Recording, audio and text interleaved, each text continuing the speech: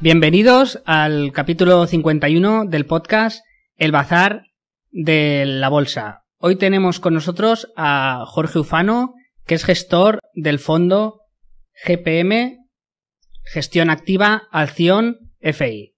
Un fondo que en el 2018, cuando muchos fondos de renta variable hicieron entre menos 20 y menos 30% de rentabilidad, consiguió un 3% positivo de rentabilidad. Y 2019 ha tenido un 13% de rentabilidad positiva. Es un fondo mixto, utiliza en parte o en gran parte un método cuantitativo para hacer el análisis de sus posiciones. Es un fondo que es de la casa, de la sociedad de valores GPM. Casi todo el mundo la conoce como GPM Broker, que es una casa que apuesta mucho por la gestión independiente. Y uno de sus gestores, que más se está teniendo últimamente, es Jorge Ufano. Hoy está con nosotros. Le agradezco mucho el tiempo que nos va a dedicar. ¿Qué tal, Jorge? Hola. ¿Cómo estamos? Hola, ¿qué tal a todos? Un saludo a todos los oyentes y nada, un placer estar aquí compartiendo un ratito de análisis de gestión, de bolsa, de mercados, de filosofía, de estrategias, que al final es lo que nos gusta a todos, probablemente a nosotros dos y a todos los que nos estén escuchando. A mí me interesa mucho la historia de Jorge, porque yo creo que mucha gente que escucha estos podcasts y lee en foros de temas de inversión, pues les gustaría, en cierto modo, llegar a ser gestores, ¿no? Es como un sueño. Entonces, es un camino muy bonito el que ha hecho y creo que es alcanzable, ¿no? Porque es como que ha empezado poco a poco y hasta llegar a ser gestor sin haber estado dentro, por así decirlo, de la industria financiera. ¿Nos podrías explicar cómo has llegado a ser gestor? ¿Cómo empezaste, no? Empezó un poco tu curiosidad de invertir y cómo has llegado a ser gestor. Sí, claro. Realmente... siempre me ha gustado mucho el mundo bursátil. Tienes que tener para llegar a ser gestor, tienes que casi amar la bolsa y las compañías que analizas o la gestión cuantitativa, que en nuestro caso es decir que te gusten los mercados. En mi caso, una vez que me licencié, hice la carrera de económicas. En la carrera no te enseñan mucho o apenas te enseñan nada de si quieres ser gestor, de cómo funciona el mercado, incluso de qué es la horquilla de precios o por qué suben o bajan los valores. Sí es verdad que tienes en la carrera de económicas te forman en lo que es la oferta y la demanda, la macroeconomía, que sí que por ahí pues puedes empezar a intuir un poco de qué va el mundo bursátil, pero muy lejos de lo que luego es el análisis día a día de un gestor. La macroeconomía, por lo menos en mi caso, pues aunque me gusta mucho a nivel particular, la empleo poco en lo que es la toma de decisiones, ¿no? del fondo de inversión. Pero una vez que acabé la carrera, pues en el 2007 monté una web que se llama clasesdebolsa.com, en la cual estuvimos varios años dando tanto cursos, la mayoría de ellos gratuitos, casi a la vez que aprendía. Por la mañana aprendía y por la tarde grababa cursos para compartir esa información y también me ayudaba mucho casi a hacer un repaso y a ordenar las ideas, ¿no? Que muchas veces cuando explicas pues es un proceso importante a la hora de la formación de una persona. Y a través de esos artículos pues también fui conociendo a personas de sociedades de valores, hice algunas colaboraciones con algunas de ellas y todo eso pues me abrió un poco las puertas a ir teniendo contacto, aunque estuviese fuera, con personas del mundo profesional, del mundo de los mercados financieros, gestoras, sociedades de valores. Estuve como 6-7 años que realmente muy contento, ¿no? Con un proyecto propio, siendo autónomo, ofreciendo cursos, haciendo colaboraciones con sociedades de valores, hasta que en el 2015 me surgió la oportunidad de comenzar a trabajar en una gestora que quería venir a España, alemana. Entonces, me contactaron unos compañeros que conocía sobre todo de habernos visto en eventos de los que se organizaban, como el Forex Day, Bolsalia, etcétera, que vas conociendo a gente, y querían ficharme. Entonces estuvimos en la gestora una temporada. Lo único que quería conseguir aquí licencia en España y al final, porque al final es difícil para una sociedad extranjera establecerse aquí. Hay muchísimos marcos, aunque sean dentro de la Unión Europea, para hacerlo, y al final no pudo ser, y estas personas, en concreto Carol Ladero, pues se marchó a GPM y desde allí pues decidió que el proyecto lo llevásemos desde allí mejor. Entonces, yo llegué a GPM con la idea de, un poco con el bagaje casi de 10 años de experiencia. También había hecho un máster de finanzas cuantitativas en AFI y llegué con muchas ganas y comencé a gestionar una cartera de de fondos de inversión para clientes, es decir, selección como un selector de fondos que a clientes pues les seleccionaba fondos, que yo me gustaba mucho ese mundo, siempre he sido un poco friki de analizar los diferentes fondos que existen, y hicimos una estrategia un poco momentum, que es un poco la especialidad que sigo, es decir, intentar encontrar fondos de áreas geográficas que estuviesen más fuertes tendencialmente en bolsa y unirlos con fondos de en nivel, ¿no? Fondos no porque tengan 5 estrellas Morningstar en un momento concreto, sino porque a lo mejor conozco a los gestores, conozco la filosofía, analizo también los valores que tienen en cartera, si cubren o no la divisa, es decir, ciertos puntos, y hay fondos que me gustan y que tendría incluso para mí como inversor. Y fuimos añadiéndolos, pues bueno, haciendo carteras de clientes. Esa cartera todavía está visible, se llama el modelo FI dinámico y todavía puede contratar, tiene ya un track record de 4 años y bueno, la verdad es que los resultados son muy buenos. Lo que me ocurrió fue que 7-8 meses después de entrar en GPM, en marzo del 2017, ahora se cumplen 3 años, pues hubo un gestor que había hecho un proyecto de montar un fondo de inversión. Yo no me planteaba por aquel entonces tener un fondo, o si me planteaba tener un fondo sería tenerlo con las condiciones iniciales que yo quisiera darle, pero allí quedó que una persona, bueno, que vino a la empresa y lamentablemente pues se marchó cuando ya estaba el folleto aprobado por la CNMV. Él había hecho todo lo que es la política de inversión, había hecho el folleto, había puesto las comisiones y lo dejó un poco pues huérfano. Y entonces, como yo llevaba como 7-8 meses gestionando carteras, pues y había otros gestores, pero yo tenía algún fondo, me pidieron pues un poco el favor de a ver si podía coger las riendas de ese proyecto. Y un poco de forma apurada, que no es la mejor forma de empezar, pero bueno, también es la oportunidad, ¿no? Te ponen a llevar un fondo de inversión. No era la manera que uno había soñado, además era un fondo mixto moderado, que es el GPM Acción. Y después de mucho pensar, pues dije, bueno, vamos a ser valientes, sé que necesitamos mucha suerte, porque un fondo creo que para que sea apto y podamos tener o las comisiones diarias que se cobran, ¿no? De los costes fijos, como cualquier empresa que tienen de costes de auditoría, de costes de tasas a CNMV, pues en el caso de nuestro fondo es de más o menos unos 5.000, 6.000 euros al año. Claro, cuando empiezas con prisas, pues a duras penas puedes traer en un primer momento 100.000, 150.000 euros de clientes que además estaban contentos con la selección de fondos que yo les estaba realizando, y pues empezamos con un capital muy pequeño. De hecho, los primeros meses lo pasamos bastante mal en cuanto a que lo que íbamos ganando se nos iba yendo cada día por el sumidero de las comisiones fijas, ¿no?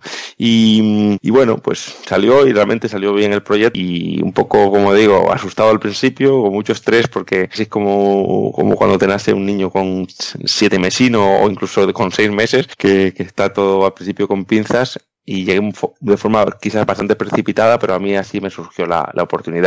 Sí que querría aclarar que el fondo GPM Acción, la subgestora es GPM, es decir, GPM es la entidad, la sociedad de valores que tiene delegada la gestión del fondo, pero el fondo pertenece a Inversis, es decir, a todos los efectos. El fondo es de la gestora de Inversis Gestión, del grupo Banca March, y realmente todo lo que es el valor liquidativo, lo que es la entrada y la salida de fondos diarios que se producen de diferentes partícipes, algunos que entran, otros que salen, el cobro de facturas, es decir, todo lo gestionan desde Inversis. Nosotros lo único que hacemos es la gestión, en mi caso la hago yo como gestor de autor, la gestión diaria del fondo.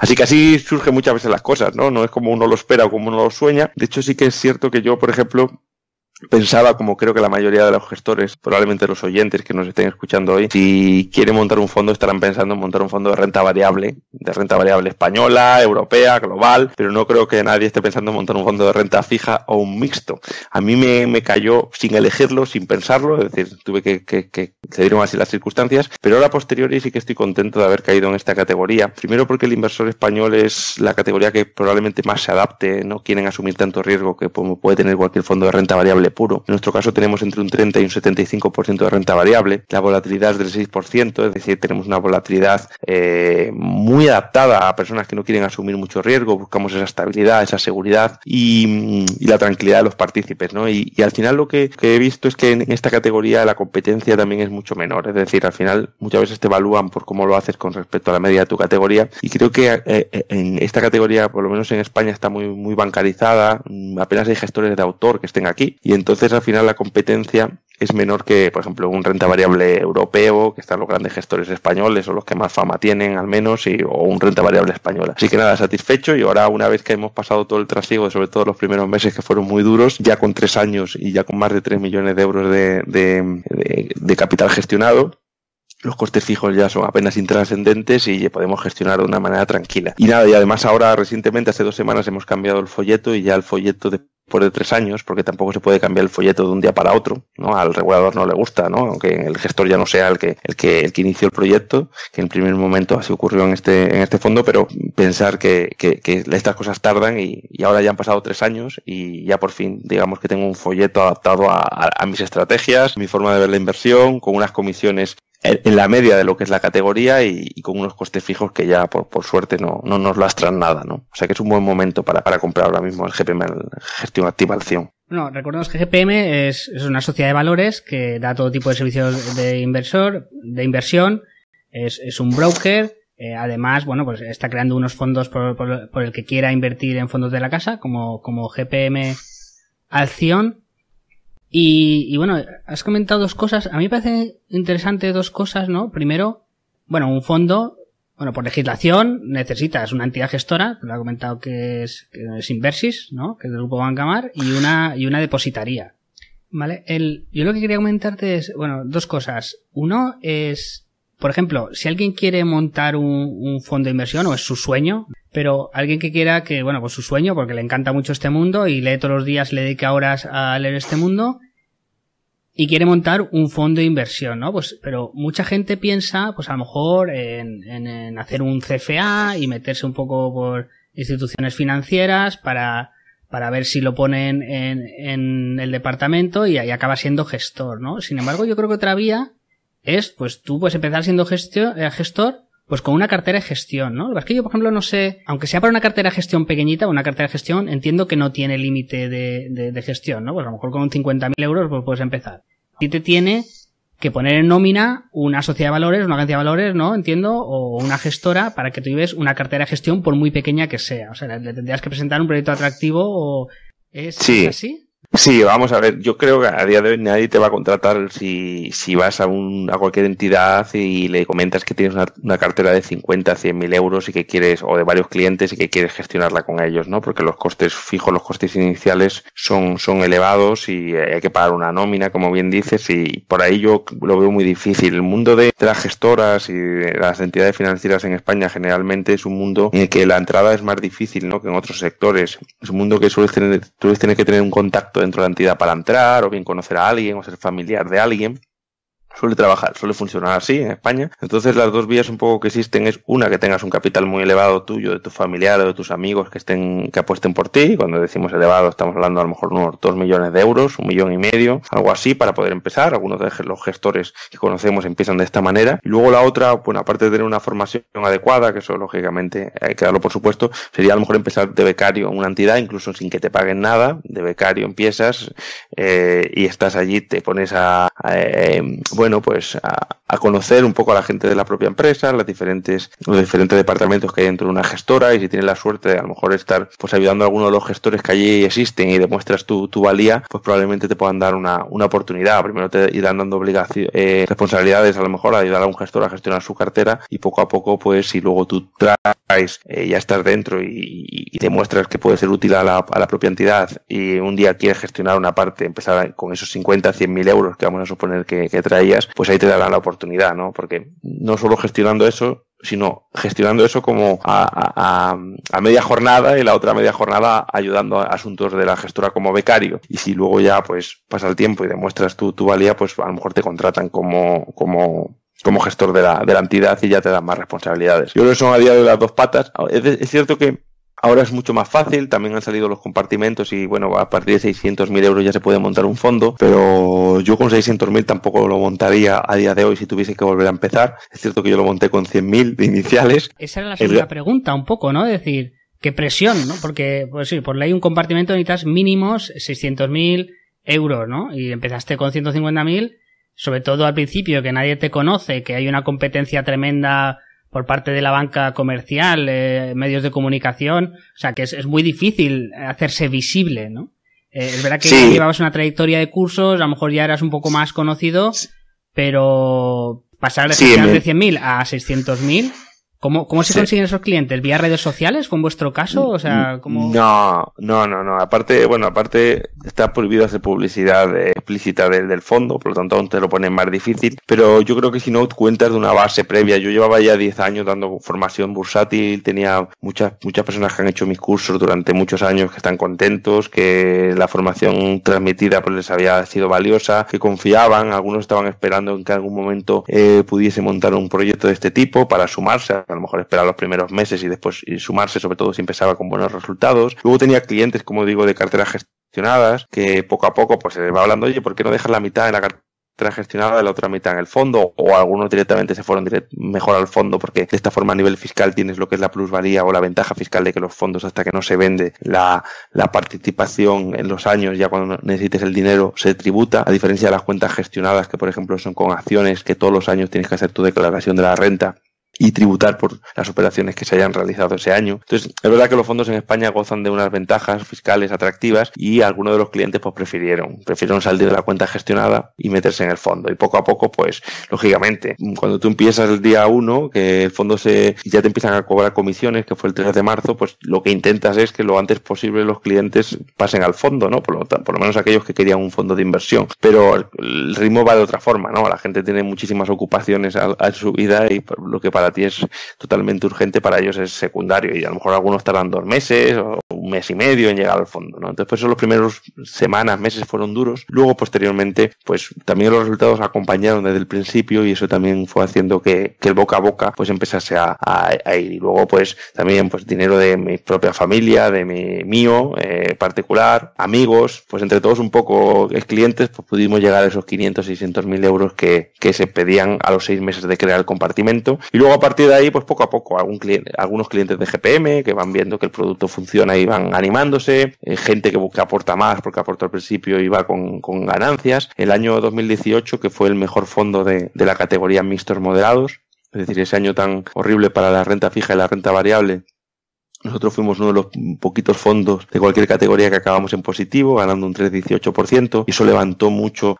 Empiezas a salir, te hacen alguna entrevista en prensa, en la radio, y poco a poco la gente te va conociendo, va viendo que pasan los meses y el fondo tiene un buen track record y se van animando. Pero si en lugar de empezar con el pie bueno, empiezas con el pie cambiado, que podría haber pasado, y en cualquier momento y cualquier fondo y cualquier gestor, por bueno que sea, siempre va a tener un periodo de mala racha, pues probablemente a lo mejor el fondo ya hubiese casi desaparecido, ¿no? Porque el mecanismo de retroalimentación sería al contrario y hubiese sido difícil. Por eso de ahí es el riesgo, y lo que yo a día de hoy aconsejaría es que un fondo de inversión mínimo 1 millón de euros para empezar tranquilo, y si pueden ser 2, pues mucho mejor, ¿no? Porque si no, tienes que empezar un poco a contracorriente, puede hacer que tu proyecto pues descarrile y el fondo tenga que liquidarlo a los pocos meses de haberlo empezado.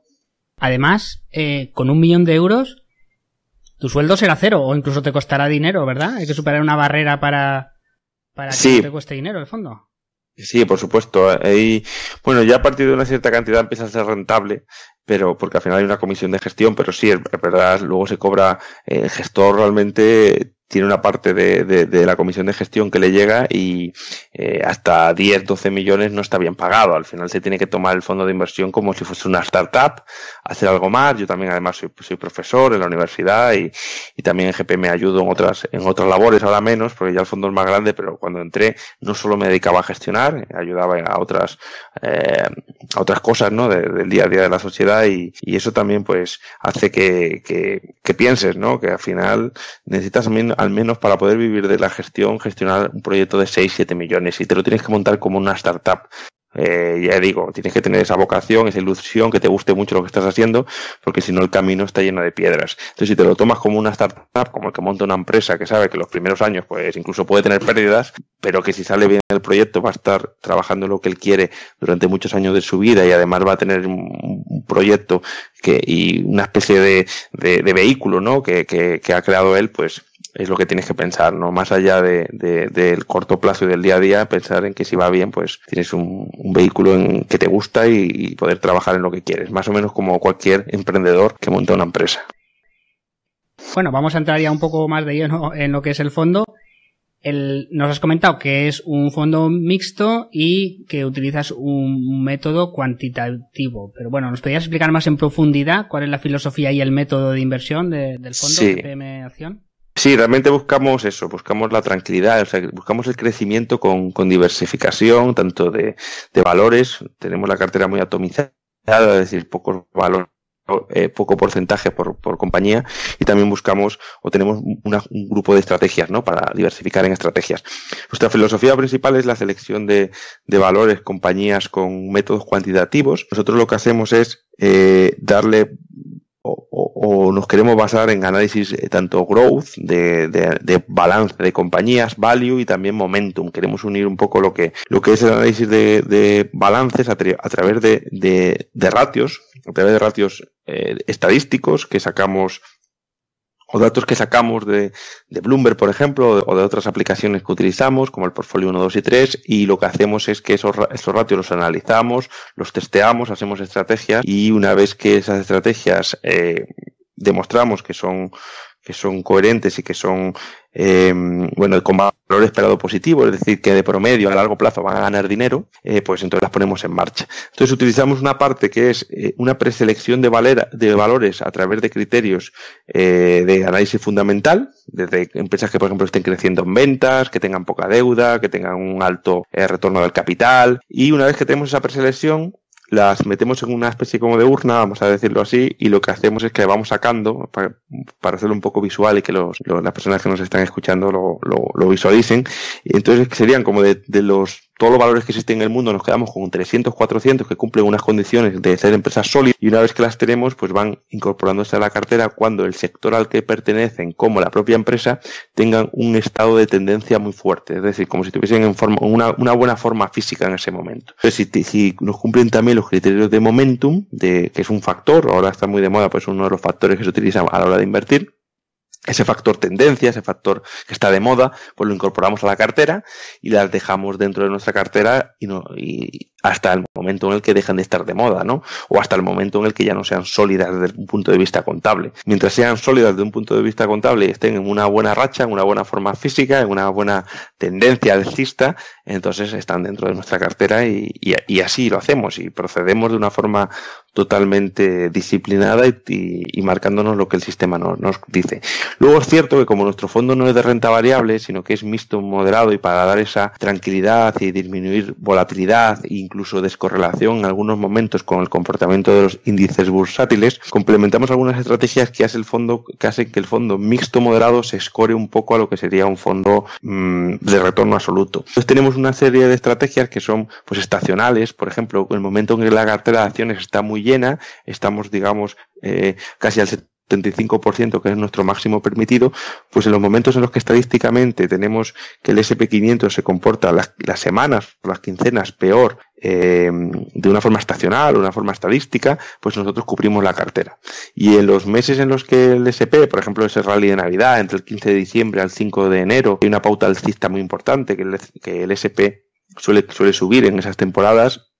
Nosotros, si la cartera en ese periodo, porque ha habido una gran caída previamente, está muy vacía, es decir, está en torno al mínimo de renta variable que podemos tener, pues podemos complementar con futuros también en este caso y comprar algunos futuros para aumentar la exposición vía estacionalidad. Luego también hacemos estrategias cuando aumenta la volatilidad, hacemos estrategias sobre todo de cobertura en momentos concretos, intentando incluso hacer, muchas de ellas son intradiarias y aprovechan pues pequeños tramos que se producen en el mercado cuando ha aumentado la volatilidad, que es cuando realmente compensa hacer un determinado tipo de estrategias en mercado. Luego tenemos también, algunas veces medimos indicadores de sentimiento extremo de mercado, como por ejemplo el COT o el Commitment of Traders, el Sentiment Trader, es decir, indicadores que nos expresan es que el mercado o los agentes están muy confiados, y eso suele dar lugar a caídas, o por lo menos que si hay un mal dato se puede representar para los agentes de una manera mucho más fuerte, es decir, que los mercados caigan más de lo que caería en otros momentos, porque si todo el mundo está confiado quiere decir que todo el mundo está comprado y por lo tanto pocos quedan ya por comprar, y un mal dato puede hacer que haya una caída fuerte, ¿no? Entonces nosotros ahí pues solemos cubrir la cartera y adaptarnos, ¿no? Y tenemos algunas estrategias de cobertura que creo que han sido interesantes porque nos han dado una suavidad en nuestro crecimiento, en nuestro valor liquidativo, y además han servido para disminuir nuestra volatilidad, que la tenemos, como comentaba al principio, en torno a un 6%, ¿no? La volatilidad del SP histórica es del 16, la del IBEX es del 20. Nosotros intentamos tener 3 veces o movernos 3 veces menos de lo que se mueve el IBEX y bueno, y de momento el riesgo lo hemos tenido muy controlado y en ese sentido los clientes, nuestra idea es que cuando las bolsas se desplomen tarde o temprano, pues nosotros no hayamos sufrido una gran caída. La máxima caída que sufrimos en el 2018, que fue el año tremendo en el que hubo, bueno, caídas de renta variable incluso del 20% o más en algunos periodos acumulados, sobre todo en Europa, pues nosotros llegamos a caer un 6,5 que es el récord que tenemos desde un máximo previo a un mínimo posterior, ¿no? Y los rendimientos, pues como digo, en el 2017, que empezamos a final de marzo y que ahí se fue más duro porque las comisiones, como decía al principio, de fijas, no nos comían la rentabilidad, aún así acabamos con una rentabilidad de casi 1%. Y yo creo que netamente ganamos un 5 y un 4 se nos marchó. Fíjate el drama, ¿no?, de los primeros días de montar un fondo. La segunda parte, que sería 2018, pues fue cuando ganamos un 3,18% y fuimos el mejor fondo mixto moderado de la categoría según Morningstar y otros rankeadores de fondos. Y en el 2019 conseguimos una rentabilidad del 13,34%, también por encima de la media de ese año, que fue buenísimo el año pasado. A ver si ojalá se vuelva a repetir pronto, pero es difícil para un fondo mixto que buscamos una rentabilidad de un 5% por encima del Euribor, que actualmente además está negativo el Euribor, por lo tanto una rentabilidad del 4,5%, 5% es lo que buscaríamos un poco a largo plazo. Ganar un 13,5% pues es una cosa que no es lo que no entra dentro de nuestro objetivo, pero cuando en los años que viene, bienvenido sea, ¿no? Y como digo, pues el track record del fondo desde el inicio le saca un gran porcentaje a la media de los fondos de nuestra categoría y tenemos el riesgo controlado. Realmente no estamos por crecer, sino estamos para crecer de una forma sostenida y que los clientes estén tranquilos y duerman tranquilos en cualquier condición de mercado. Esas dos cosas son nuestros ejes en el que basamos las estrategias y el día a día del fondo. ¿Es un fondo de inversión cuantitativa como el vuestro? Y yo entiendo que hay una barbaridad de datos, ¿no? Eso ¿cómo lo visualizáis, no? Porque yo entiendo que los modelos, pues ahí se meten un poco los datos automáticamente y al final filtran y te dan como una solución final, ¿no? Una valoración final de la acción que tengas que hacer. Pero bueno, claro, si empiezas con, no, es que tenemos en cuenta la estación del año que es, tenemos en cuenta, hay un montón de factores, de momento, o sea, eso supongo que el día a día también llevará trabajo, por mucho que esté automatizado. Sí, mucho trabajo, mucho. De hecho está todo automatizado, pero las decisiones al final en el broker las meto yo. Es decir, no tenemos, incluso aunque es difícil programar todo eso y aunque pudiese, yo creo que por seguridad a día de hoy preferiría ser yo, así que haya un vínculo entre la máquina y yo, no vaya a ser que falle algo y pueda haber algún contratiempo importante. Entonces me gusta ser yo el que pulsa la tecla o el que llama a la mesa y realmente al final, como bien dices, utilizo varios programas, son muchas variables y luego además de lo que sería la gestión de una cartera personal en la que no tienes ningún tipo de regulación, en los fondos estamos muy regulados, tenemos muchas normas que cumplir y entonces además de todo lo que es el procedimiento de las variables interesantes a estudiar que influyen en la selección de activos, luego tienes por otro lado que tienes que adaptarte a una regulación que no te permite hacer ciertas cosas o que no te permite llegar o que te permite o tienes que estar dentro de unos pesos máximos de a lo mejor de porcentaje por acción o porcentaje invertido en fondos de inversión o porcentaje invertido en un determinado sector. Y esto hace que se complique. Y realmente sí, el día a día mío entre semana, luego por suerte los mercados cierran sábado y domingo, pero entre semana, incluso de vacaciones, no puedo descansar muy poco y tengo que estar muy pendiente, sobre todo porque no sabes, hay días que son muy tranquilos, que apenas tienes que hacer nnada, pero no sabes qué día te va a tocar o de momento está el día tranquilo y el mercado se agita y entonces como tenemos estrategias de volatilidad, que esas hay que operarlas y poniendo las órdenes de una forma muy dinámica, muy ágil y rápida, como además las estrategias de compra y venta de acciones, pues tenemos varias herramientas. En mi caso utilizo, como decía al principio, herramientas tipo Portfolio 1, 2 y 3 para hacer la primera criba, preselección. Luego utilizo programas de software de precios y de valores para programar allí algunas pautas y screeners tipo Bloomberg también, la herramienta de Bloomberg que es muy potente, que la tenemos en la compañía, también para fijar screeners y que me vaya dando pistas de valores que se están acercando al punto en el cual estarían ya aptos para el fondo y también de valores que están en cartera y que empiezan a estar cerca del punto donde hay que sacarlos. Y una vez que los tengo, pues digamos que me los apunto. Lo podría tener en un papel, pero yo ahora personalmente utilizo Investing, que está muy bien, que es una herramienta para todo el mundo.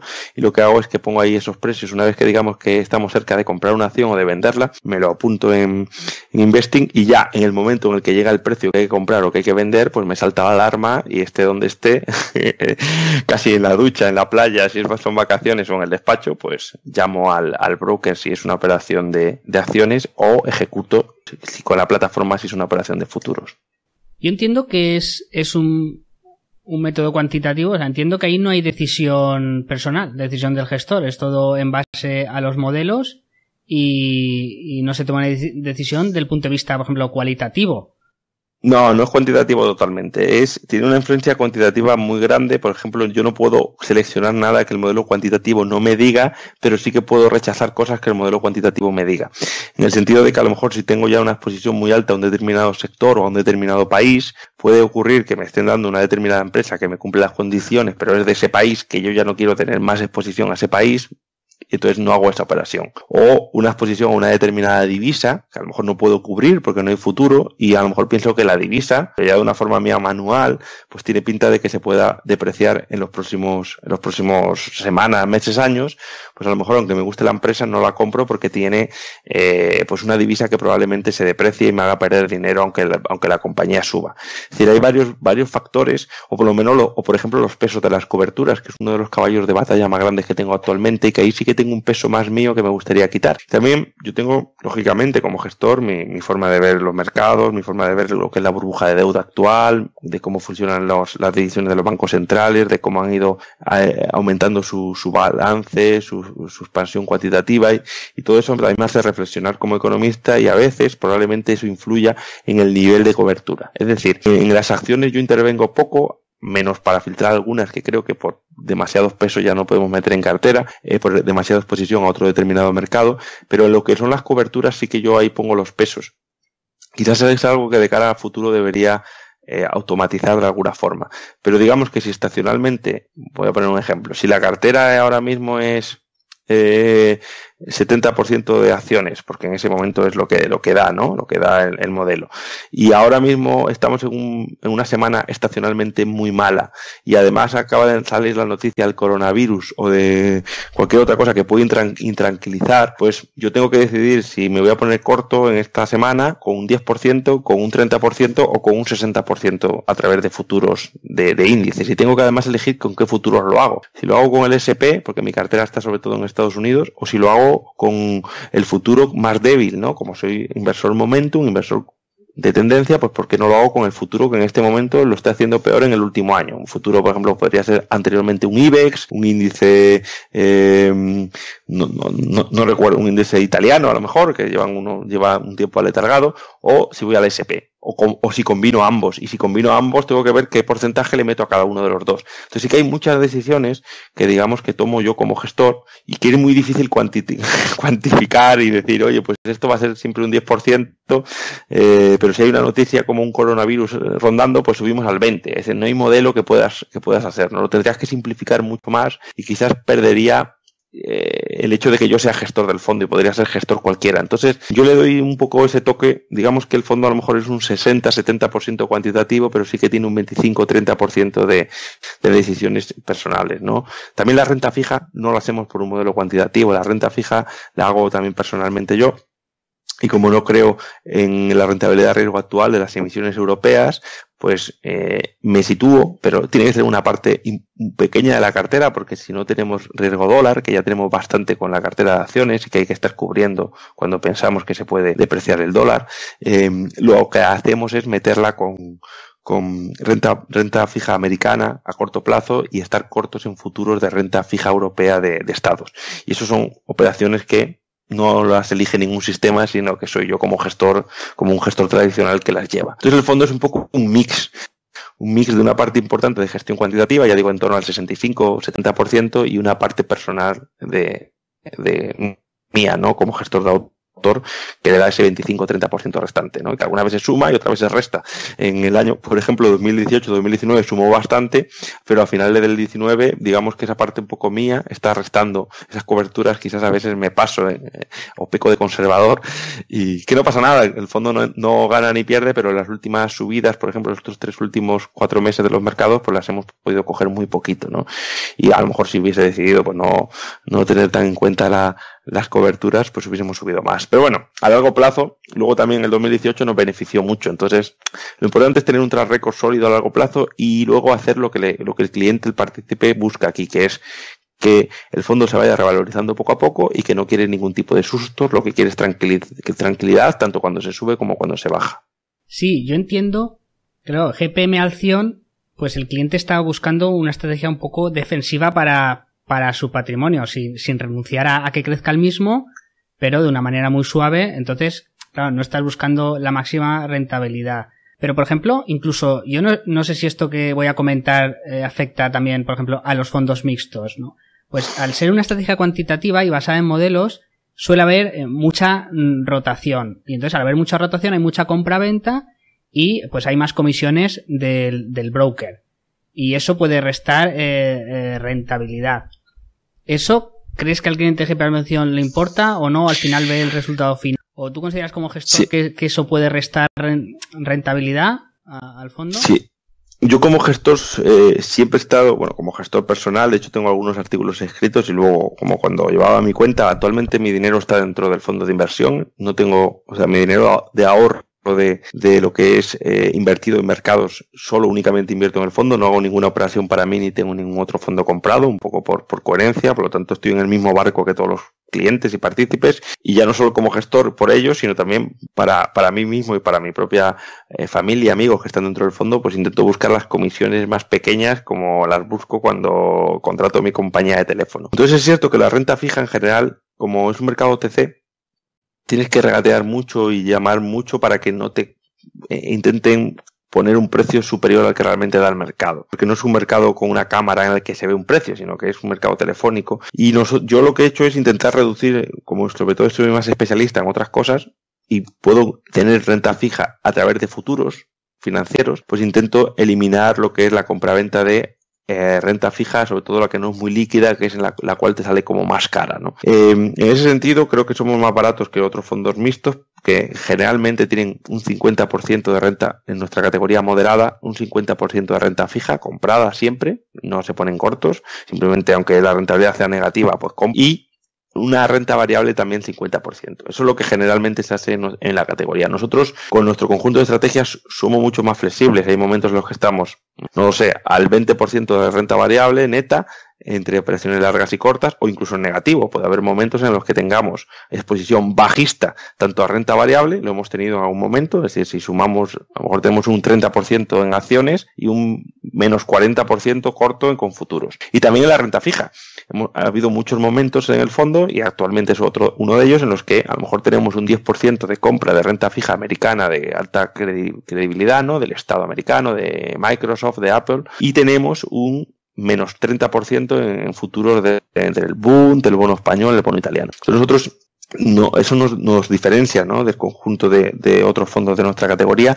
Y luego, importante, sí es cierto que nosotros tenemos una gran rotación en lo que son las estrategias de cobertura, sobre todo cuando aumenta la volatilidad hacemos muchas operaciones con futuros. Eso hace que nuestro grado de rotación, si se ve, pues pueda parecer alto, pero realmente no es lo mismo hacer un grado de rotación alto con renta fija, que la comisión es muy alta, o incluso con acciones, aunque nosotros tenemos unas comisiones muy competitivas, pero con acciones pues pagas el 0,03%, el 0,05%, es un problema, a tener un grado de rotación muy alto con productos derivados, donde, para que os hagáis una idea, si compramos un futuro del Nasdaq 100, que son actualmente casi unos $200.000 de nominal, estamos pagando $2 y medio. Por lo tanto, por mucho que rotes ahí, no se te va el dinero en comisiones, porque el porcentaje que pagas, pues entre 200.000, pues es un 0,0001%. Entonces si tuviese que evaluar, tendría que discernir lo que es las comisiones que se pagan o la rotación que se hace vía acciones, que ahí sí que se pagan más comisiones, o vía derivados, que las comisiones son apenas intrascendentes. Y luego sí que es cierto que creo que,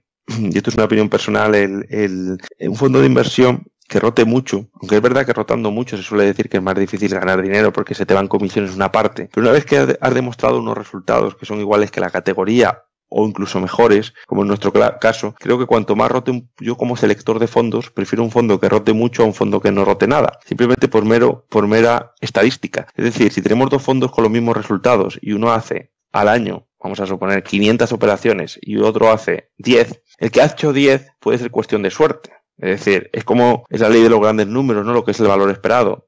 Incluso alguien puede hoy, por ejemplo, jugar a la ruleta y después de 10 tiradas, aunque sabemos que es un juego que no hay que jugar nunca porque gana siempre la banca, porque es de esperanza matemática negativa, a largo plazo vas a acabar perdiendo dinero siempre, pero en 10 tiradas cualquiera puede ir a tener un golpe de suerte y ganar, ¿no? Sin embargo, si alguien va 500 tiradas, 1000 tiradas a la ruleta, casi siempre con un porcentaje casi del 100% va a salir perdiendo dinero de ese casino al que ha ido, ¿no? Entonces, lo que quiero transmitiros es cómo realmente el número de rotaciones de una cartera en dos fondos que tienen los mismos resultados, yo preferiría coger este tipo de fondos. Por ejemplo, un CTA americano, que es un fondo de los que invierte sería como una especie de fondo aquí, pero que tiene licencia para invertir tanto en materias primas, en commodities, en futuros de índices, ¿no? Pues hay fondos que ganan dinero que son muy buenos, que a lo mejor operan únicamente en intradía y a lo largo del día hacen a lo largo del año hacen 600, 800, 1000 operaciones, ¿no? Comparación con un fondo value que a lo mejor rota la cartera nada del 0,10 y compra o vende al año 2 o 3 compañías y además está en cada compañía un 7-8%, pues si después de 10 años los dos fondos tienen la misma rentabilidad, uno habrá hecho casi 10.000 operaciones y el otro igual ha hecho 20 o 30, o 40 o 50. Entonces, para mí me da mucho más fiabilidad el primero, simplemente el cuantitativo, el que ha hecho 10.000, por significancia estadística, por cantidad de muestra, por probabilidad de que la realidad se adapte a la muestra de esos 10 años de operaciones que tenemos. Bien, entonces la siguiente pregunta sería un poco, ¿es un fondo mixto? ¿Por qué los clientes exigen eligen un fondo mixto? ¿No? Es decir, porque, por ejemplo, pues hay muchos comentarios con las redes sociales, hay que invertir en el MSCI World y olvidarse, ¿no? Que es algo como imbatible, ¿no? Yo entiendo que el cliente GPM Acción pues busca algo defensivo y que no pase como en 2008 que su cartera puede bajar un 40% si está invertido en MSCI World, ¿no? ¿Qué es lo que puede aportar un fondo como GPM Acción al cliente? Sí, bueno, sobre todo, aparte de rendimientos en la curva de capital de ganancias a largo plazo, que lógicamente no están garantizadas, pero por el método que tenemos, nuestra confianza, la mía misma como inversor, es que es ganar a largo plazo un Euribor más 5%, sobre todo el no tener sustos en los momentos difíciles de mercado que hagan que abandonemos la inversión y al final acabemos porque es muy fácil de forma teórica decir, bueno, yo voy a aguantar las malas rachas, pero muchos inversores, y más en España, que en general, en comparación con otros países, buscamos una mayor seguridad a la hora de invertir. No sé si es porque a lo mejor entendemos menos de media el mercado o por cualquier otro motivo, pero de hecho el otro día escuchaba que en Estados Unidos el inversor que invierte en fondos mixtos o con un riesgo medio, vamos a decir, es de en torno al 10% y en España de un 50%. Es decir, aquí nos gusta, tenemos un poco de miedo a la bolsa, el dinero que hemos ganado nos ha supuesto mucho esfuerzo y no pensamos tanto en que en 20 años probablemente hayamos ganado dinero casi seguro si invertimos en un índice, sino que por el camino voy a perderlo. Y yo, como un pastor que intenta llevar un poco a sus ovejas y que no se pierda ninguna por el camino al cruzar los ríos, pues intento ir con mucho cuidado, con mucho mimo, porque al final no solo me interesa ganar, que el fondo gane, que el valor liquidativo crezca, sino que todos los partícipes puedan aprovecharse de esa subida. Ocurre en los fondos de alta volatilidad y está demostrado que, aunque sea un fondo ganador a 5 o 6 años, se demuestra que la mayoría de los partícipes que han invertido en ese fondo han acabado perdiendo dinero, porque salen en el peor momento salen en el peor momento y luego vuelven a entrar también en el peor momento. Y porque es fácil decir, yo voy al MSCI World o a un fondo de gestión activo de renta variable pura y ya cuando vengan malas voy a aguantar. Pero luego el día que vienen y vas perdiendo un 15 y ves que donde tú has puesto tus 100.000 euros ahora tienes 85.000 y al día siguiente 81.000, te levantas y pones el telediario y parece que se va a acabar el mundo, pues es difícil no resistir la tentación, sobre todo si no estás entrenado psicológicamente, de no llamar y decir, véndeme todo, que ya voy a volver a meter el dinero en depósito. Entonces, como eso va a ocurrir y ha ocurrido, y la renta variable, si la operas de forma pura, tiene rachas de menos 50, menos 55% de caída, y eso es lo que tenemos en el histórico, que podría incluso ser superior. Bueno, pues tener una inversión llevadera o que no te genere estrés, que no te genere estar teniendo que mirar todo el día la pantalla, ver lo que hace el ETF, que eso ya lo sufrimos los propios gestores, como es mi caso, pues hace que mucha gente incluso esté dispuesta a disminuir rentabilidad a largo plazo por esa seguridad que le da de poder dormir tranquilo y de saber que no se va a ver tentado a deshacer sus posiciones y que va a llegar hasta el final con el pastor, ¿no? En este caso, con su gestor. Quizás en el futuro, pues tengo ya algún proyecto pensado de montar un fondo de renta variable pura de 100%, para otros tipos de clientes que lógicamente quieren eso, y a lo mejor hacer un mix de algo de gestión indexada más growth momentum, como hago en el propio GP Acción. Bueno, estamos pensando un poco en ello, incluso hacerlo con algún otro compañero, estamos dándole vueltas actualmente, pero creo que es mucho más llevadero, tanto para mí como gestor como para los clientes, este tipo de fondos mixtos que tienen un riesgo pues de una volatilidad en torno al 6, 7, 10%, ¿no? En comparación con un IBEX o un SP o un MSCI World, que en algunos momentos del tiempo puede llegar a la volatilidad del 40 y del 50, es decir, una auténtica barbaridad para el que no lo conoce. Lo que ha ocurrido en estos últimos años es que los índices, como suben y suben y suben, primero que es difícil batirlos, también el euro-dólar baja y baja, pero yo siempre lo digo, sería como una persona que actualmente viendo los números y viendo que, por ejemplo, el Real Madrid ha llegado casi siempre a la final de Champions y la ha ganado, pues a día de hoy diga, no, es que ¿para qué voy a invertir en bolsa? Lo mejor que puedo hacer es, o ¿para qué voy a trabajar? Lo que mejor puedo hacer es apostar a que el Real Madrid va a llegar a la final de la Champions y voy a poner que gana todos los partidos, fase previa, octavos, cuartos, semifinales. Y se demuestra, fijaros, en los últimos 6 años, que el que haya hecho eso tiene que haber acumulado una rentabilidad gigantesca. Que lo haya hecho en los últimos años quiere decir que de aquí a los próximos 6 años el Real Madrid va a volver a llegar a todas las finales de Champions o a casi todas y las va a ganar.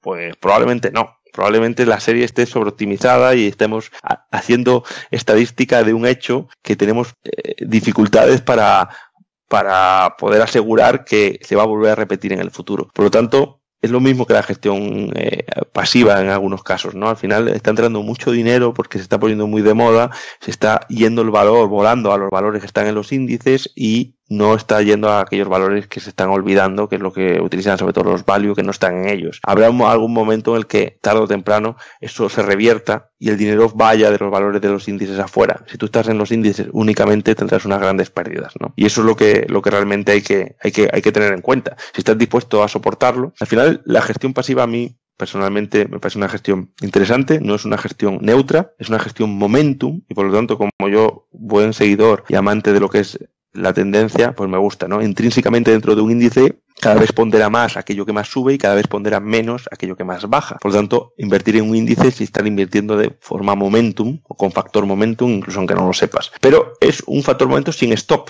Entonces, mientras sube y sube, muy bien. Nosotros en nuestro fondo intentamos hacer un factor momentum más fuerte aún, es decir, darle aún más peso a los valores que más suben, que por lo tanto más ponderarían un índice, pero en el momento en el que dejen de hacerlo, un gestor pasivo no tiene stop. En el momento que dejen de hacerlo, pues él va a seguir ahí, aunque no sea el momento para estar, y nosotros en el fondo habremos vendido todas esas acciones, porque nos habrá saltado el stop que tenemos preparado para cuando ya no tienen esa forma física, esa racha o esa tendencia.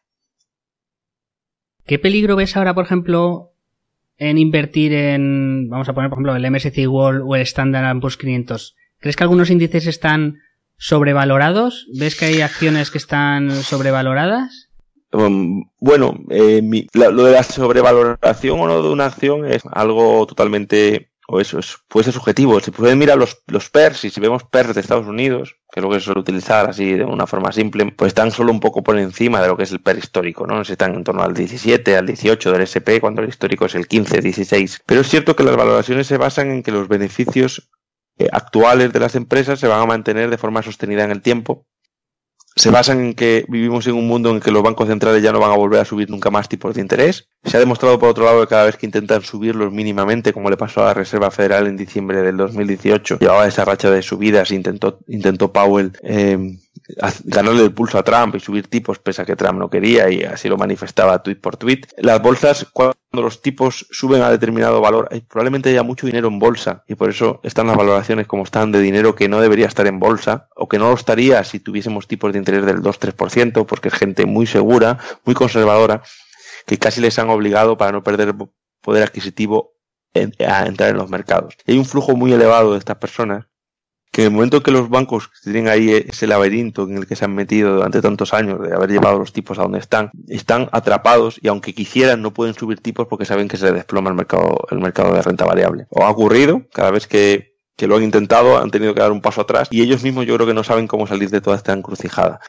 Pensar que durante los próximos 15 años, 20 años, los tipos van a estar, pensemos en Europa, en terreno negativo, en emisiones a 10 años y que nunca vamos a tener inflación ni ningún otro evento que pueda causar que los bancos tengan que dar marcha atrás y obligatoriamente de un día para otro tengan que subir tipos, a mí me parece no prudente. Entonces, como no trabajo esa hipótesis, aunque ya parece que se ha generalizado, pues pienso que la bolsa hay que tener cuidado, porque en el momento en el que se tenga que subir tipos por cualquier motivo o se dejen de seguir bajándolos hasta terreno negativo ya insufrible, porque estamos en un mundo en el que, recordemos, prestamos dinero y nos pagan por ello, y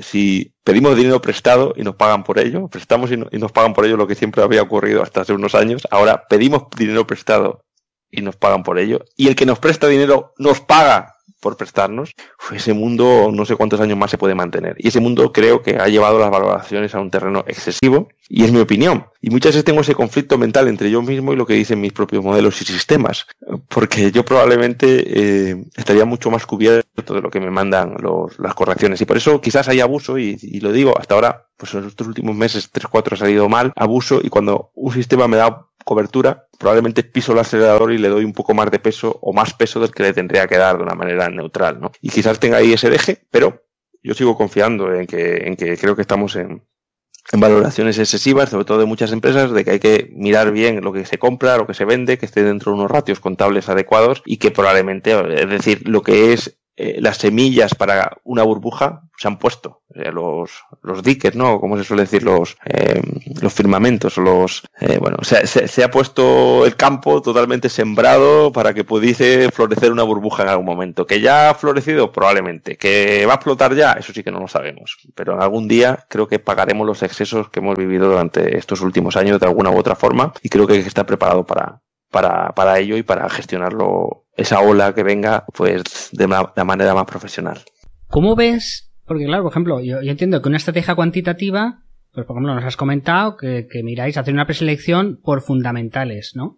Sin embargo, hemos visto que muchas de las acciones que han subido mucho, pues estoy hablando por ejemplo de Microsoft, Apple, Amazon, Google, tienen un montón, por así decirlo, de intangibles. Y claro, eso es muy difícil de valorar desde el punto de vista cuantitativo, exceptuando que coges en este caso la estrategia Momentum, ¿no? Pero lo que quería preguntar, ¿cómo ves esto, no? ¿Cómo es esto que parece que los intangibles cada vez tienen más valor? ¿Crees que eso en un momento se derrumbará o no? Efectivamente hay un valor, pues porque tienen un equipo técnico muy bueno, el efecto red al final es como si tuvieras una marca muy potente y claro, son cosas, pues el caso ahora de Tesla, ¿no? Pues, pues es que hay empresas que tienen muchos mejores fundamentales y la cotización a lo mejor pues está plana o se está hundiendo y Tesla, que tiene unos fundamentales horrorosos, sin embargo está subiendo como un cohete y lo vemos también con otras empresas de este tipo. Incluso el otro día, por ejemplo, leía un tuit hace poco que ponía que de las empresas de Standard & Poor's 500 pues solo 5 o 6 habían tenido crecimiento de beneficio por acción, ¿no? Que las demás estaban planas y sin embargo el índice estaba subiendo mucho. No sé esto cómo lo ves, ¿te preocupa como gestor? ¿Estás tomando alguna medida o qué harías en tu caso? Sí, bueno, el estudio lo que decía era que si realmente en la última publicación de resultados del último trimestre del año pasado, del 2019, que se ha publicado ahora recientemente, que si quitábamos lo que han ganado o el crecimiento que han tenido en beneficios, las FAN, las Facebook, Amazon, Netflix, Google y me falta una, y Microsoft. Bueno, Microsoft no está dentro de la FAN, pero bueno, estaría dentro. Las 5 grandes empresas del S&P, las que más ponderan, las que más peso tienen, si quitas lo que han ganado ellas, pues probablemente y con el resto, con la media del resto, el crecimiento de beneficios en este último trimestre del año 2019 de las empresas de Estados Unidos sería plano. Es decir, que algunas han ganado, otras han perdido y de media nos quedaríamos con que no se ha crecido, ¿no? En beneficios.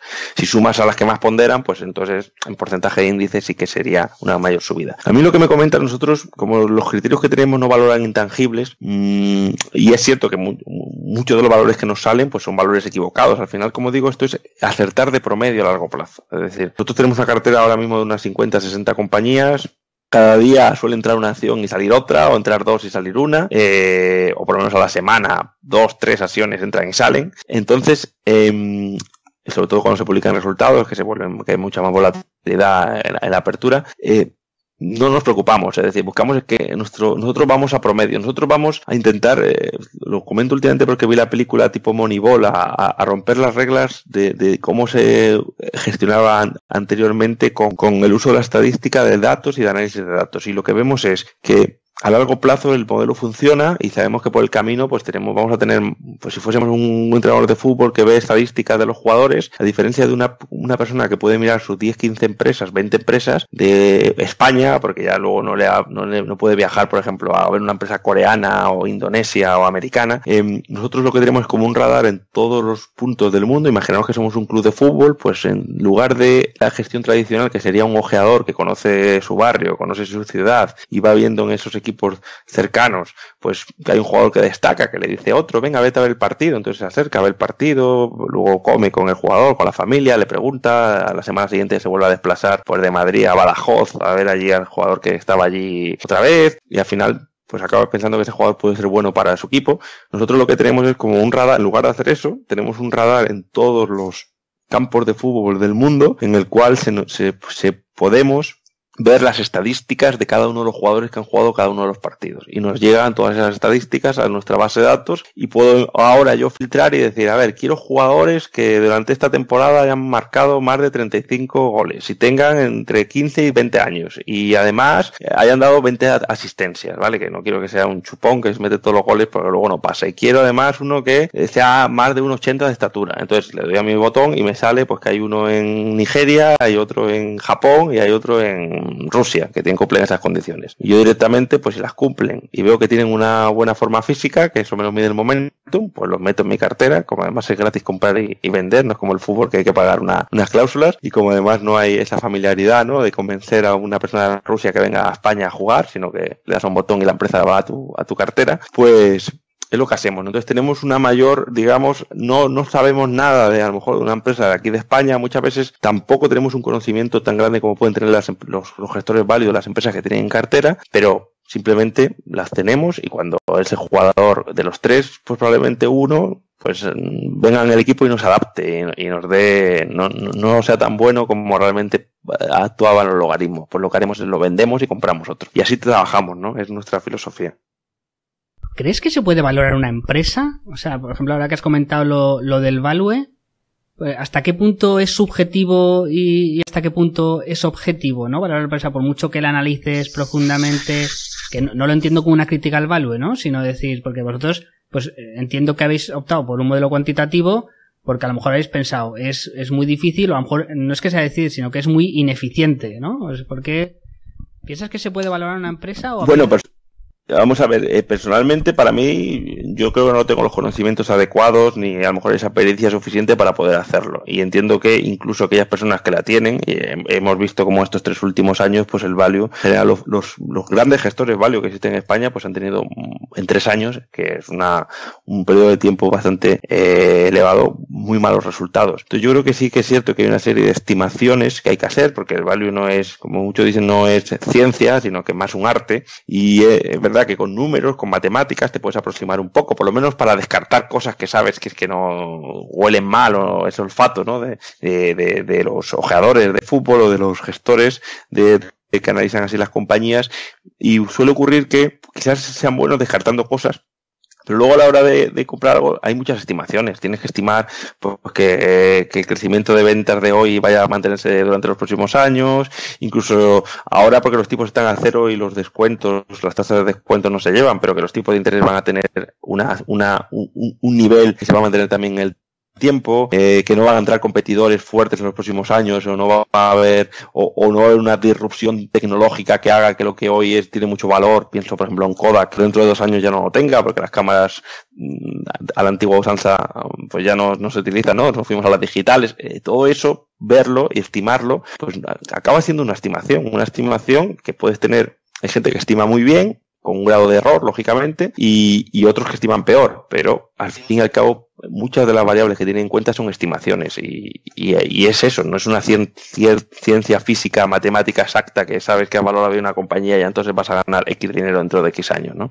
Pero creo que es una guía y para mí es un método que es válido, ¿eh? O sea, yo no tengo nada contra el value, ni me parece un método válido en algunos momentos, pero no tiene, o para mí en España ha calado mucho. Me parece que si no eres, o parecía antes que si no eras value, no, tu método era para tirar a la basura, o que no era considerado interesante. Con el paso del tiempo y con los resultados que están teniendo los values, no solo en España, sino en otros lugares del mundo en estos últimos años, parece que puede empezar a cambiar un poco, ¿no? Y hay otros métodos de inversión que también son válidos, que podrían empezar a también tener más calado, ¿no? O más aceptación. Está claro, estoy bastante de acuerdo contigo. Una cosa, antes has comentado un poco lo de los tipos de interés de los bancos, que ahora casi, bueno, así, ¿no? Te pagan dinero porque te presten dinero, ¿no? Es un poco contradictorio.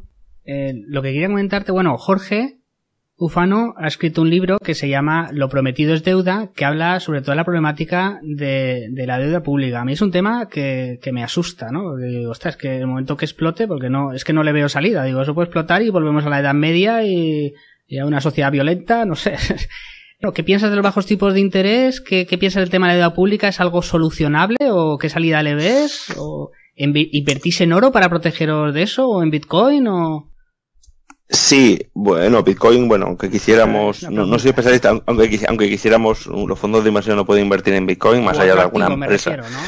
Sí, en oro sí, pero no en oro, pero esto es una de las cosas que, aunque yo piense que tengo que invertir en oro, no invierto en oro si tendencialmente el oro no está fuerte. El oro sí es verdad que ahora está fuerte, lleva una temporada estando fuerte y tenemos en nuestra cartera oro a través de mineras y a través de ETFs de oro.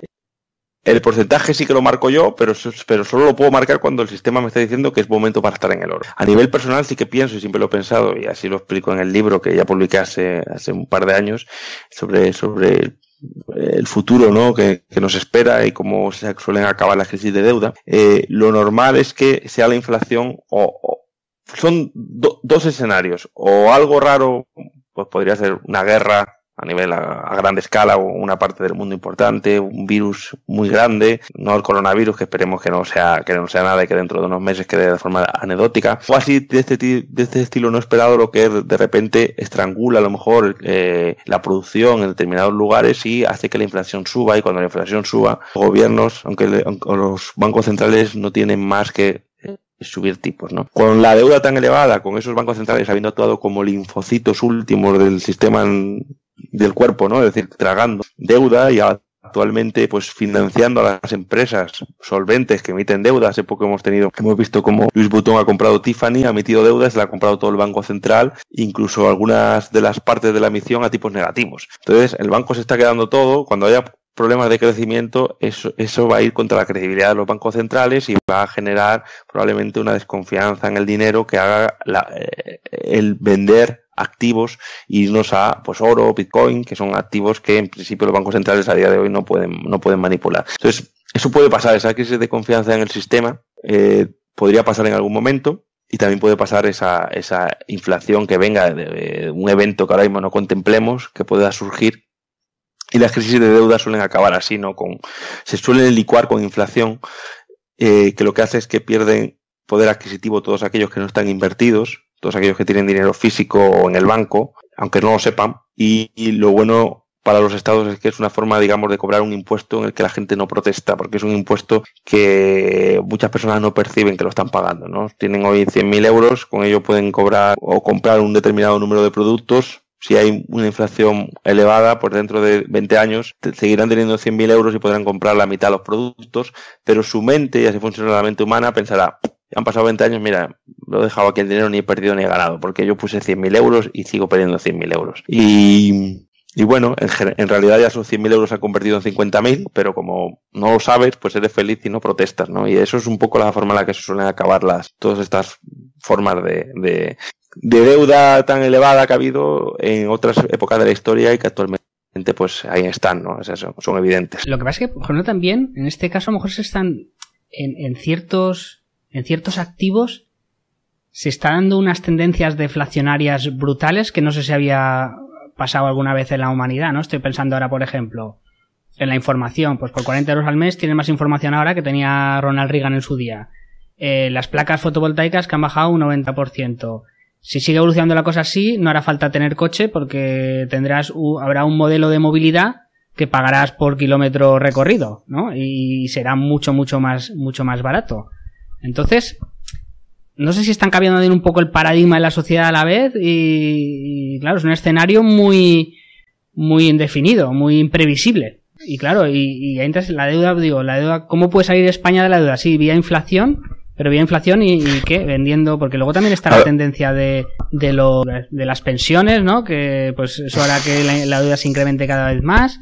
Tendrá que vender activos el Estado español. No sé. Sí, a ver, es cierto que la inflación se ha neutralizado con la expansión tan cuantitativa de los bancos centrales. La inflación se ha neutralizado mucho por el efecto tecnológico. Vivimos en una era en la que las aplicaciones, la tecnología, las FAN han hecho que los servicios, muchos servicios, pues son más inflación de servicios probablemente que de productos, pero también de productos, porque al final el transporte, la logística, todo ha hecho que los productos se abaraten o una parte de la cadena de producción, y eso hace que hay un efecto tan grande de tirar hacia abajo o de deflacionario del efecto globalizador que hemos tenido en los últimos años y de la aplicación tecnológica, el avance gigante tecnológica con internet, con cualquier aplicación, cualquier cosa en la que pensemos, la música, que antes teníamos que ir a comprar un CD y ahora tenemos pues una plataforma y pagamos 10 euros al mes y tenemos todas las canciones del mundo, o probablemente hace 30 años tener todas las canciones del mundo pues podía tener un coste prorrateado mensual de no lo sé, de una barbaridad de dinero, de millones incluso, ¿no?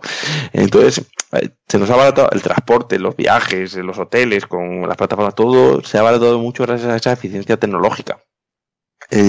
Probablemente eso se le tenía que haber devuelto a las personas en función de una deflación que hubiese provocado que el poder adquisitivo de todo el mundo hubiese aumentado, pero se lo han quedado los estados con o los bancos centrales con las políticas que han llevado a cabo. Entonces esto igual sigue adelante, entonces nos estará quitando parte de nuestra riqueza a los ciudadanos, como ha ocurrido en estos últimos años, y si no es así, pues como digo, sí que es verdad que luego hay problemas y hay unos países que aprovechan mejor esto que otros, y tenemos por otro lado el enfoque bien dice de las pensiones, que va a ser un gasto creciente y cada vez va a ir a más, y cada año que ocurre por la pirámide poblacional pues va a subir, y todo eso pues hace que una deuda que yo creo que todos saben que nunca la van a pagar, o por lo menos no la van a pagar al poder adquisitivo que la hicieron, y ahí está, hasta que algún día pues esa pérdida de confianza pues vuelva a explotar como ocurrió en el 2012. Y fijaros, estos días creo que se hablaba de Argentina también, ¿no?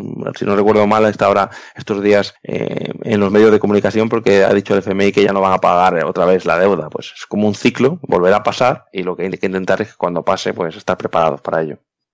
Volvemos un poco también a esta inundación que ha habido de dinero fiduciario por parte de los bancos centrales. Y me viene un poco a la memoria ahora un poco lo que dijo Michael Burry, que se está yendo mucho dinero también a renta variable. Bueno, indexación pasiva, se está haciendo otra vez ingeniería financiera, y él ve un riesgo de colapso similar al que se dio en el 2008, que otra vez los bancos centrales inundando dinero, haciendo ingeniería financiera, luego las empresas, y bueno, pues luego pasó la crisis que pasó. Ahora esto un poco viene a decir lo mismo con la inversión en indexación, ¿no? En índices, que la gente está un poco invirtiendo por invertir, se está inflando y se está invirtiendo mucho en activos que son poco líquidos, y cuando quieran salir todos de una no podrán salir y podrán empezar a quebrar entidades financieras y volveremos a un colapso similar al 2008. ¿Ves este riesgo?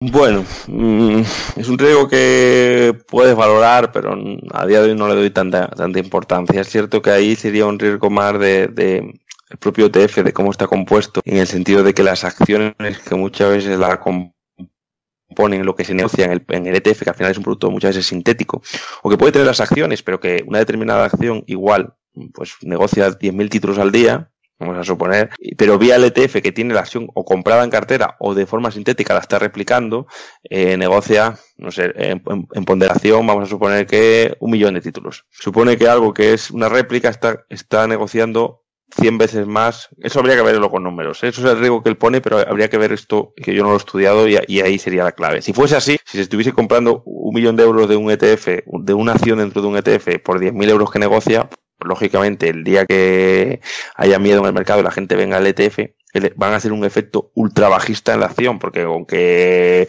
vaya a vender el ETF 100.000 acciones de una acción que negocia 10.000 al día, pues no encuentre compradores suficientes y si está forzado a venderlo, va a venderlo a cualquier precio. Y eso va a hacer que la acción caiga mucho más de lo que debería caer en situaciones normales, con lo cual el ETF también cae más, la gente se asusta más y es un efecto un poco estampida. Eso podría ocurrir y probablemente lo que podamos tener sí que sean movimientos mucho más, y suele pasar además en las partes más maduras del ciclo, movimientos mucho más bruscos hacia abajo y también luego de rebotes hacia arriba en renta variable, y puede ser retroalimentado por este efecto.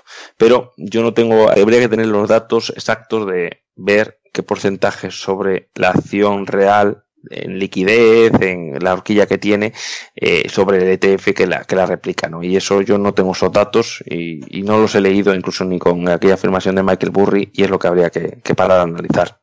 Bueno, Jorge, para acabar ya una última pregunta. A mí me gustaría saber, tanto como gestor o como ciudadano, ¿qué es lo que te ha sorprendido últimamente o a qué le estás dedicando tiempo de estudio? ¿No? Pues ya sea, bueno, tanto en acciones o algo que se esté dando en la sociedad. O sea, a nivel general, un poco, ¿qué te está llamando la atención? Yo en mi caso, no soy muy buen programador, me gustaría serlo mucho más. Sí que es verdad que a través de Wizards hago algún tipo de aproximaciones y algunos modelos míos los creo yo, otros pues son cosas que he creado con programadores a los que o han trabajado conmigo anteriormente o si no he tenido que contratar, y sí que creo que es algo tanto para la gente joven como para mí mismo, que todavía me considero, bueno, de una mediana edad, tengo 38 años, pues aprender a programar, aunque a veces cuesta eso, pero utilizar lenguajes de programación tipo ahora, por ejemplo, Python, que está de moda, pues lo tengo yo un poco pendiente. Ese mundo de programación y ese mundo de la nube y ese mundo tecnológico nuevo al que vamos, con ese Internet de las cosas, ese 5G, todo eso, entenderlo, intentar buscar oportunidades antes de que lleguen esos productos que van a surgir en el futuro, pues a mí me interesa, es lo que sería un poco el sector que más me gustaría. Y a nivel de algo que me serviría mucho más para ser mejor gestor, incluso por otras cosas, sería mejorar la programación y ser no creo que me convierta nunca en un experto programador, pero por lo menos tener los conocimientos básicos para yo mismo poder hacer muchos programas y mejorar la gestión cuantitativa que realizo. Sí, la verdad es que es un mundo apasionante el de la programación hoy en día. Nos va a dar, yo creo que mucho empoderamiento, que se dice, mucha libertad individual, nos va a dar muchas capacidades. Y la verdad es que lo que se está viendo, aunque sea un poco a nivel de laboratorio y a nivel de investigación, en todo lo que es programación, análisis de datos, inteligencia artificial, deep learning, etcétera, la verdad es que es impresionante y da mucha esperanza, ¿no? Ya veremos a ver en lo que acaba, pero bueno, la verdad es que es esperanzador y sí que es verdad que, mira, yo también estoy en eso. Ahora cuando acabe unas cosas, también quiero formarme más en lo que es programación, análisis de datos, etcétera, porque me parece el futuro y en algo en lo que hay que estar. Bueno, Jorge, muchas gracias por tu tiempo. Creo que ha sido una entrevista interesantísima y hemos tocado varios temas y bueno, espero que hayas estado a gusto. Sí, ha sido un verdadero placer. Así que nada, espero que haya gustado y nada, y bueno, estamos en contacto para otra ocasión. Muchas gracias, ¿eh? Un saludo. Hasta luego. Un saludo. Hasta aquí la entrevista con Jorge Ufano. Espero que os haya gustado. La verdad es que a mí me ha encantado porque creo que es una persona muy analítica y se nota que lleva detrás muchos años de trabajo en los mercados financieros y sabe tanto de macroeconomía como de microeconomía, de cómo funcionan los fondos, de futuros, de opciones, de acciones. Para mí es un verdadero placer porque se nota el trabajo que lleva detrás, ha dado cursos, ha escrito libros y siempre me ha parecido un gestor muy interesante al que seguir en lo que dice. Bueno, espero os haya gustado. Si os ha gustado, ponedme algún corazoncito, alguna estrella, algún comentario, que siempre será bienvenido y dará visibilidad a este podcast. Muchas gracias.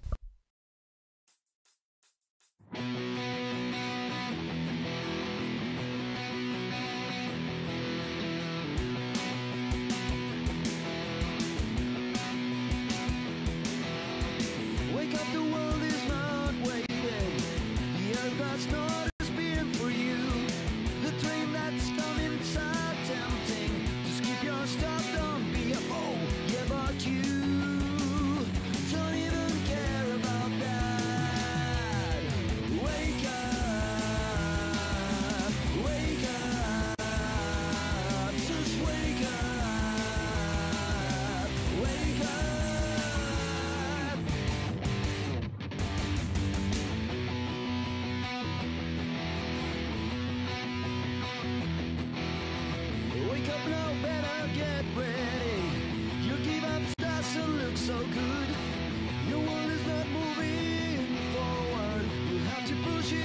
turn to, yeah, but you